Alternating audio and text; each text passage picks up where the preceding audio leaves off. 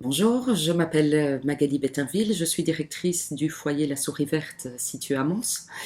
Le foyer accueille 35 résidents souffrant de déficience mentale et ou de maladies mentales. Notre foyer a la particularité de devoir travailler pour l'instant à deux vitesses. Nous sommes dans un moment charnière où la population accueillie est vraiment sur deux modes de fonctionnement, avec des personnes vieillissantes aux environs de 55-60 ans, pour lesquelles il faut garder une activité mais néanmoins l'adapter au vieillissement.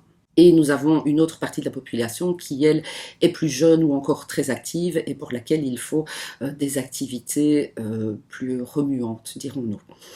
Voilà, donc le panel d'activités est élaboré uniquement en lien avec l'intérêt ou les besoins des résidents qui ont été émis lors de l'élaboration de leur projet individuel. Et donc les activités se situent entre l'atelier cuisine, l'hypothérapie, des activités sportives, des activités artistiques telles la peinture, le dessin. Nous avons aussi beaucoup d'activités qui sont orientées vers l'extérieur, telles que l'handi-cirque, la piscine, les activités ludiques telles que le bowling, le cinéma, voilà, des sorties récréatives. Et nous avons aussi certains de nos résidents en collaboration avec le foyer Pays de Cocagne qui participent à un championnat traditionnel belge, donc pas handisport.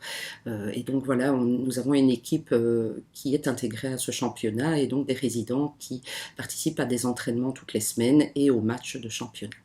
La participation de nos résidents à ce championnat de foot en salle s'inscrit réellement dans une démarche d'inclusion, étant donné, comme je l'ai dit, qu'ils participent là à un championnat traditionnel belge.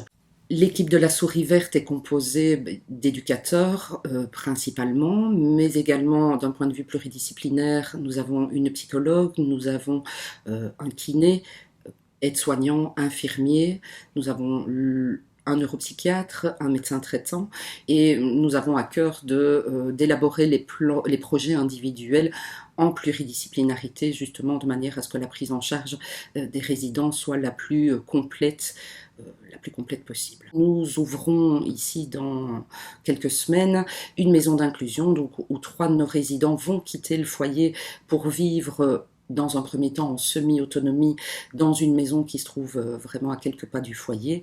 La démarche étant effectivement de pouvoir développer leurs aptitudes au maximum pour qu'à un moment donné, ça ne soit plus de la semi-autonomie, mais de la réelle autonomie.